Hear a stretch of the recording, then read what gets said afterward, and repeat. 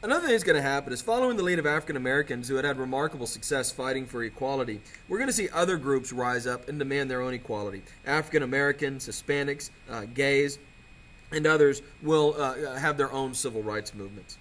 The term Native American is actually coined at this during this time because they're not Indians. Columbus had inappropriately named them Indians, thinking he was in India. He's in the West Indies. He thought he was in the East Indies, but he wasn't. They're not Indians. They're Native Americans. So stop it. They had historically been the worst off group in the Americas. Well, after the white man showed up, they were the worst off group in America. And they had been largely ignored by government policy. In fact, they had been more than ignored. They had been largely persecuted. In 1953, termination laws ended the reservation system and any sort of separate status for Native Americans. And this is going to be another attempt at assimilation. The conformity of the 50s will demand that we assimilate the natives. The Native Americans fought back so hard they got the policy suspended 5 years later in 1958. And the Democrats managed to push through a bill restoring tribal sovereignty, some control of their own lands to the Native Americans. If you don't know what tribal sovereignty is, Google Bush tribal sovereignty. And began to funnel federal dollars to the tribes to try to help them out. The Native American population begins to grow rapidly again and gets up to about 800,000. So this is a relatively small group, but they're a small group that demands equality.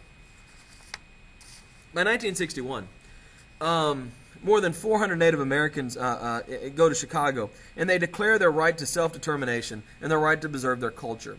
They call for tribal unity, all the tribes coming together to fight for Native American rights. And by 1968, we see the development of the American Indian movement. This is a militant group demanding equality for Native Americans. In 1968 as well, the Indian Civil Rights Act is passed, and it extends the protections in the Bill of Rights to the Native Americans and recognizes the legitimacy of tribal laws. In Washington, Native Americans clash with the government over fishing rights. And then spectacularly, Native Americans will occupy the abandoned prison on Alcatraz off the coast of San Francisco. And when the government says, "Why do you think this is your land?" they said, "Well, we found it. We just showed up and took it." Their point being, this is how the white people got on the land from them, so they're just going to go claim now it's all theirs. What's the difference? They were obviously trying to make a point. Nixon promised to expand their rights and provide more federal aid, but he doesn't do much. And the Lakota occupy the Bureau of Indian Affairs in 1972 for 6 days. They take over the building. In 1973, the American Indian Movement, AIM, seizes Wounded Knee. This, of course, had been where perhaps the most shameful massacre of the Indian Wars had taken place. And, of course, is a great symbol for the Native Americans. And they occupy Wounded Knee for 2 months with the federal government demanding that they leave. They're armed, and they demand the old treaties be honored, but they really win few concessions. There's gunfights, as you see the car shot up, and Leonard Peltier is accused of shooting some federal law enforcement officers, and will be on the run for decades from federal authorities. But the Native Americans weren't alone. Hispanics are also fighting for their own rights. They're the fastest growing group in the United States. They don't really begin coming over in significant numbers until World War II. But of course, they are relatively unlikely to immigrate back. Los Angeles has more Mexicans in it than any other city in the world except for Mexico City. And this gives you a sense of the presence of Mexicans here in America. By 1960, there's 3 million Hispanic Americans. By 1970, there's 9 million. By 2010, there's 35 million. So you see this tremendous trajectory of growth. A third of all immigrants post-1960s are Hispanic. And that only counts the illegal immigrants. You have another 7 to 12 million people who come here without permission. Puerto Ricans, who are also Hispanic, of course, but different, come to the East Coast, and we see New York develop a massive population of Puerto Rican Americans. Cubans fleeing the communist regime in Cuba flee to Florida. Early Cubans, by the way, were able to come in and be assimilated and seen as kind of great victims. We had a lot of sympathy for them. But later generations of Cubans would not be treated as well. And Cubans who came in the 60s and maybe 70s tend to be middle class, while those who came in the 80s and beyond tend to stay poor. By the 1980s, we also see significant immigration from Central America and the Caribbean, at least in part because of the Cold War expands that area and war begins to break out in places like Nicaragua and El Salvador. Native Americans do organize, and they celebrate their heritage, and they begin to demand a voice, particularly in local government. The Native Americans tend to focus on trying to win like city council seats and mayorships and things like that. They form the group La Raza Unida as a political wing to try to advance political power for Hispanics. And Cesar Chavez will become a hero to many Hispanic Americans and supporters of Hispanics by organizing the United Farm Workers and creating a massive union. And if you lived back then, you might remember bumper stickers saying things like "No lettuce" or "No grapes." These were boycotts organized by Chavez's group to try to improve the economic standing of the migrant farm worker. But of course, Hispanics will continue to lag behind both in political power and in income. Here's a little quote from Cesar Chavez. I'm going to pause it and read this.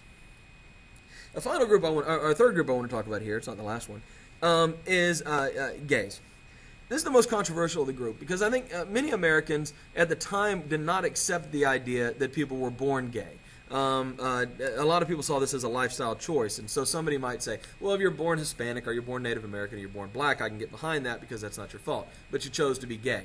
I'm certainly not saying that's how I feel, but that was the attitude throughout a lot of the 60s, 70s, and really in many places to today. We trace the gay liberation movement back to one particular night in New York City in an area of town called Stonewall. The cops, when for whatever reason they didn't have anything better to do or they wanted to get their arrest quotas up, would occasionally just go raid gay bars and just start arresting anybody who was in a gay bar because it was illegal to do. It wasn't illegal to be gay, but it was illegal to do gay things. And one night, and we don't really know why, or I don't know why, maybe you do, the cops go into a bar in this gay part of New York City, and they begin arresting these guys like they had been doing for years. And the gay guys have had enough, and they begin to fight back, and a riot breaks out right there in the middle of this nightclub district. And we mark this as the beginning of gays kind of fighting back and demanding their rights. The Gay Liberation Front is organized in New York, and the media begins covering gays, and there's this great debate. Is this a legitimate civil rights group, or is this a lifestyle choice that shouldn't be protected? There's a lot of talk and a lot of actual going on of coming out, of people coming out and admitting to their friends, or I shouldn't say admitting, that's the wrong word, explaining to their friends and families that they are in fact gay. By the 1980s, you begin to be shunned, not for being gay so much, but we begin to see people shunned for being anti-gay bigots. In a similar situation we saw with racism, it goes from being the oppressed group being looked down upon to the oppressing group looked down upon as inappropriate. Of course, we're going to get into a little bit later struggles that the gay community has. For example, AIDS, which was seen by so many people, unfortunately, as a plague sent by God or something to punish gay people. But we also see triumphs. We see gay officials elected. We see Harvey Milk, who becomes a city councilman in San Francisco. Tragically, though, he's shot by Dan White, another city councilman who didn't like gay people and didn't like Harvey Milk in particular. We also see things like Don't Ask, Don't Tell, which we'll talk about a little bit later. And, of course, the recent struggle, as I make these videos, for marriage equality for gay folks. Here's a great quote. We'll do this in my class, if you're in my class, but if we're not, I really highly recommend you read this. This is powerful stuff from Michael Fader, who was one of the gay guys who participated in the Stonewall riots.